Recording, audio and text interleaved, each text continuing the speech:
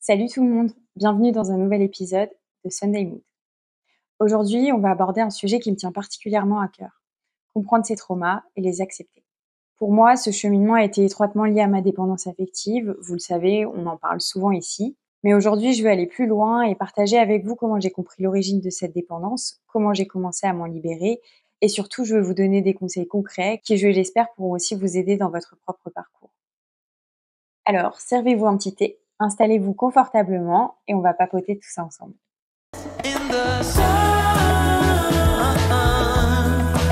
it's already begun. Donc pour commencer, on va parler de l'impact des traumatismes sur le cerveau. En effet, ils ont un impact durable.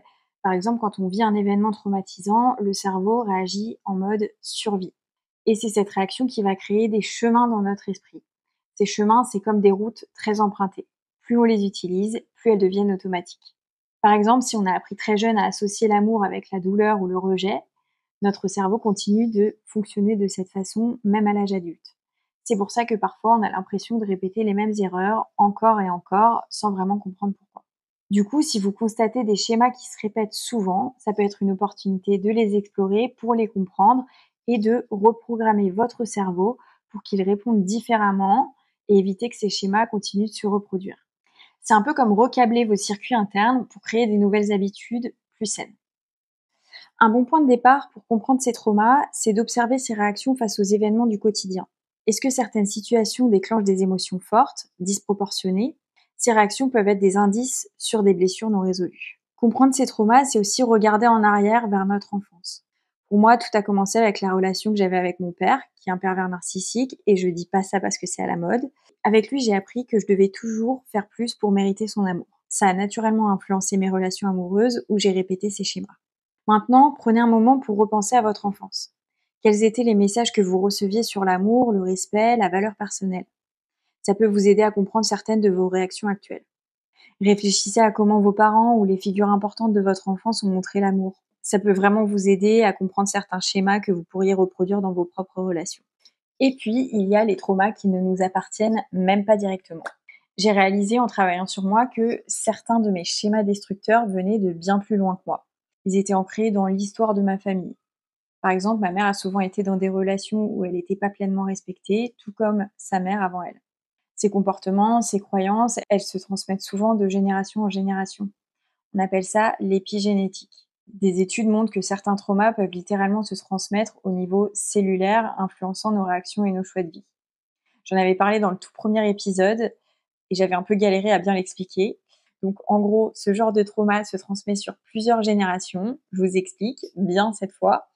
Quand ma grand-mère était enceinte de ma mère avait déjà ses ovocytes en elle, donc une partie de moi était déjà là, portée par ma grand-mère. Donc c'est comme si ces expériences, ces émotions étaient inscrites dans nos cellules bien avant notre naissance. Et donc c'est là que ça devient vraiment intéressant. Une fois qu'on prend conscience de l'existence de ces cycles, on peut enfin commencer à les transformer. La première étape pour rompre ces schémas, c'est de reconnaître leur présence dans notre vie. Ça demande un travail d'introspection, mais c'est hyper libérateur. Quand on réalise que certains de nos comportements, de nos peurs ou de nos réactions automatiques ne viennent pas seulement de nous, mais sont en fait hérités de générations précédentes, on se donne la possibilité de changer le cours des choses. On n'est plus simplement une victime de notre passé, on devient acteur de notre présent et de notre avenir. La thérapie, c'est un excellent moyen de commencer ce travail. Avec un professionnel, on peut creuser en profondeur, comprendre les racines de nos comportements et commencer à les déconstruire. Mais il existe aussi des pratiques que l'on peut intégrer dans notre quotidien pour soutenir ce processus de transformation. Par exemple, et je vous en parle à chaque fois, le journaling, c'est un outil très puissant. Prendre le temps d'écrire ce que l'on ressent, ce que l'on vit, permet de mettre des mots sur les émotions parfois enfouies et de les sortir de l'ombre pour les amener à la lumière. Quand on écrit, on crée un espace de réflexion où on peut voir nos schémas se dessiner sur le papier. Et une fois qu'on les voit, on peut commencer à les modifier. Le but de tout ce travail, c'est de créer de nouveaux schémas, de nouvelles routes dans notre cerveau. C'est un processus qui demande du temps et de la patience, mais chaque petit pas compte. Même les plus petits changements peuvent avoir un impact énorme sur la façon dont on se sent et dont on vit nos relations.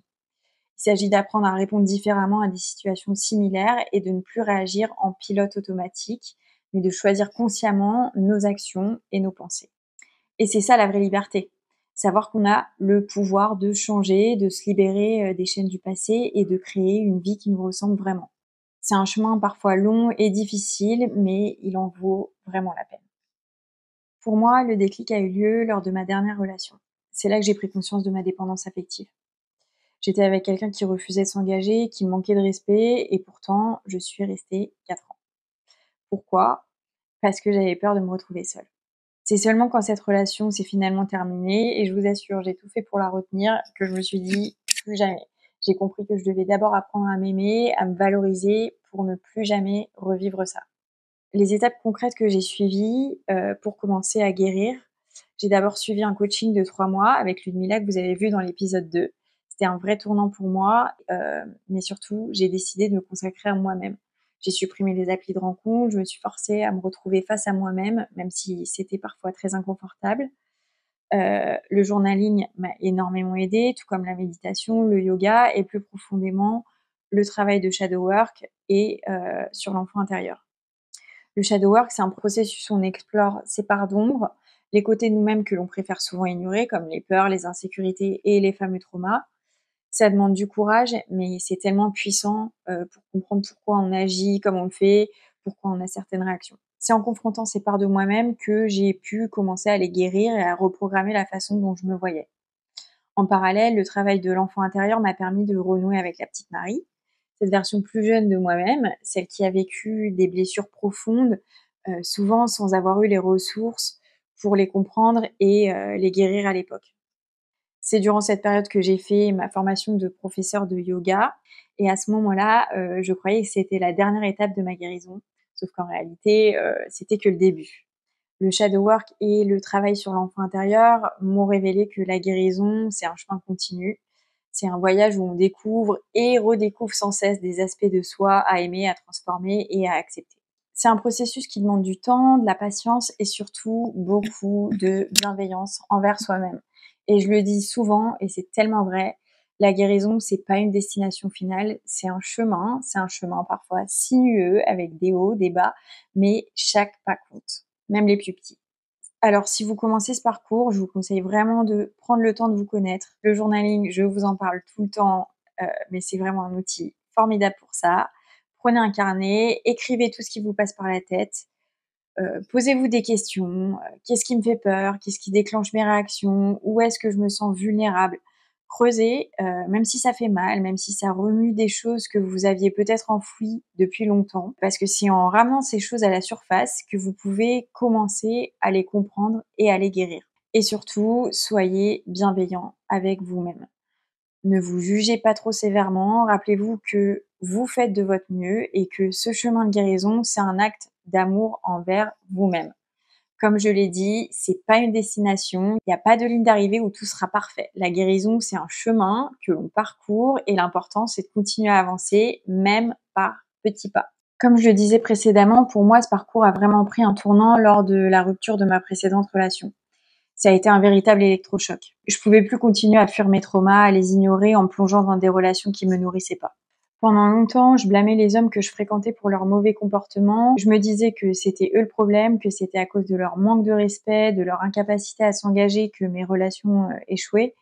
Mais à un moment donné, j'ai dû me rendre à l'évidence.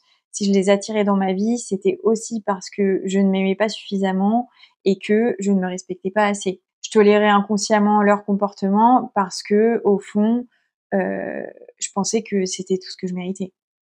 Et c'est là que j'ai compris une vérité encore plus profonde. On attire à nous des personnes qui reflètent la vision qu'on a de nous-mêmes. Si on ne s'aime pas, si on se néglige ou qu'on se manque de respect, on attire des gens qui seront un miroir de ça. C'est pas un hasard si certaines relations se répètent, si on semble attirer le même type de partenaire encore et encore. C'est pour cette raison qu'il est crucial de se traiter soi-même comme on aimerait être traité. La façon dont on se traite, c'est un modèle que l'on présente à son partenaire. Si je me respecte, si je m'aime, je pose des limites claires, je montre à l'autre ce que je mérite vraiment. Ce changement de perspective, ça a été pour moi une vraie révélation. J'ai compris que je devais d'abord guérir la relation que j'avais avec moi-même pour attirer quelqu'un qui me respecterait vraiment. Et ça a commencé par m'accorder l'amour et le respect que je cherchais chez les autres. Cette rupture qui semblait être une fin a en réalité été le début d'un travail en profondeur sur moi-même. Parfois, on a l'impression de tout perdre, que tout se détruit autour de nous et c'est en fait un cadeau déguisé. C'est une opportunité pour faire de la place et nous offrir ce qu'on mérite vraiment. Ce moment, j'ai des frissons tellement c'est vrai. Ce moment m'a permis de reprogrammer la façon dont je me voyais et dont je voulais être aimée. Alors bien sûr, accepter ces traumas, c'est pas facile. Parfois, j'avais l'impression de faire un énorme pas en avant et puis un événement se produisait et toutes mes blessures se réouvraient. C'était frustrant, mais j'ai fini par comprendre que c'était normal. La guérison n'est pas linéaire. Dans ces moments-là, j'ai aussi appris l'importance de me pardonner. Quand on fait une erreur ou qu'on fait un pas en arrière, il faut pas se blâmer trop durement. Changer, c'est un combat quotidien et au bout du compte, on est humain, on fait des erreurs. Ce qui compte vraiment, c'est d'en être conscient, de se pardonner et de continuer à avancer. Parce que chaque jour, c'est une nouvelle chance de grandir et de se rapprocher de la personne qu'on veut être. Quand on fait des erreurs, on est souvent les premiers à se critiquer sans pitié. Mais si on est si rapide à se juger pour nos faux pas, pourquoi ne pas faire la même chose pour nos victoires? Célébrer nos réussites, même les plus petites, c'est tout aussi crucial pour avancer sur le chemin de la guérison. Et les victoires pour moi, elles sont venues de mes relations amoureuses parce que c'était là que j'avais toujours validé ma valeur auparavant. Par exemple, la première fois que j'ai pas donné suite à une relation parce que je me sentais pas alignée, ça a été une énorme victoire. Mais ma plus belle victoire, c'est quand j'ai été ghostée. Là encore, c'était un cadeau déguisé, même si je l'ai pas vu tout de suite. J'ai découvert la raison de ce ghosting de manière vraiment irrespectueuse et j'avais deux options.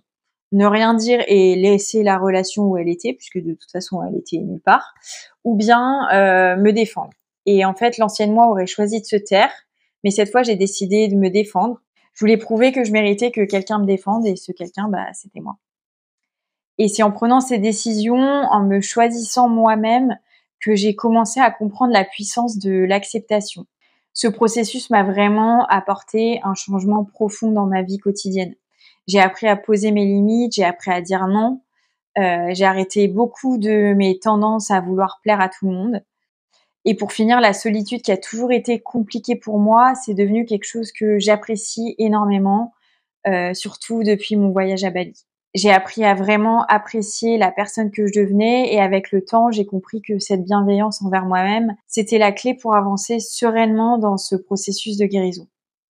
Alors si vous commencez tout juste ce voyage, mon conseil ce serait de parler à vous-même comme vous parleriez à votre meilleur pote. Soyez gentil avec vous-même, pardonnez-vous, félicitez-vous pour les petites victoires et continuez d'avancer. La guérison, c'est pas toujours confortable, c'est aussi des petits moments où vous choisissez de vous écouter, de vous respecter. Peut-être que pour vous, ça commence par dire non à une demande qui vous convient pas ou par prendre quelques minutes chaque jour pour simplement respirer et vous recentrer. Ça peut être écrire quelques lignes dans votre journal, vous faire des petites déclarations. Le chemin de la guérison, c'est plein de défis, mais il est aussi fait de plein de petites victoires qui, mises bout à bout, créent un véritable changement. Rappelez-vous que chaque pas, même le plus petit, vous rapproche de la personne que vous voulez être. Et soyez doux avec vous-même et surtout, ne vous découragez pas. Le voyage, il est aussi important que la destination. Comme je le disais, la guérison n'est pas linéaire. C'est normal que nos blessures refassent surface de temps en temps. Même après des années de travail sur moi, mes blessures de dépendance affective continuent de faire surface dans mon couple. Mais ce qui compte, c'est d'être conscient de ces moments, de pas les fuir et de les affronter. Et quand ces émotions, elles remontent, je les écris, je les comprends et je les accepte. C'est pas toujours agréable, je vais pas vous mentir, mais c'est dans ces moments-là qu'on grandit et qu'on se renforce. Alors, quand vos anciennes blessures refont surface, il est essentiel de vous rappeler que vous avez les ressources pour les gérer. Peut-être que vous avez vos propres rituels, comme le journaling ou la méditation. Mais ce qui est important, c'est de vous rappeler que vous n'êtes pas seul dans ce parcours. Chaque petite victoire, même celle qui semble minime, c'est toujours un pas en avant. Alors prenez soin de vous, célébrez ces victoires et surtout soyez bienveillant avec vous-même.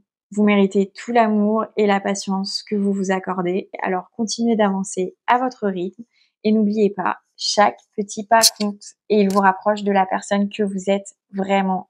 Si vous avez des astuces ou des rituels qui vous aident dans ces moments-là, n'hésitez pas à les partager en commentaire parce que au bout du compte, on est dans ce voyage ensemble et chaque partage peut aider quelqu'un d'autre à avancer. Voilà, C'est tout pour aujourd'hui. J'espère que cet épisode vous a apporté des pistes pour comprendre et accepter vos traumas. On est tous ensemble dans ce voyage et je suis là pour vous soutenir. Prenez soin de vous et on se retrouve bientôt pour un nouvel épisode plein de good vibes.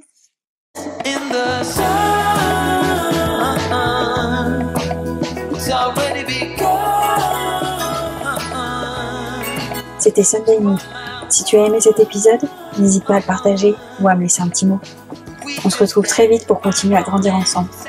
D'ici là, prends soin de toi et souviens-toi, tu mérites tout l'amour que tu te donnes. À bientôt.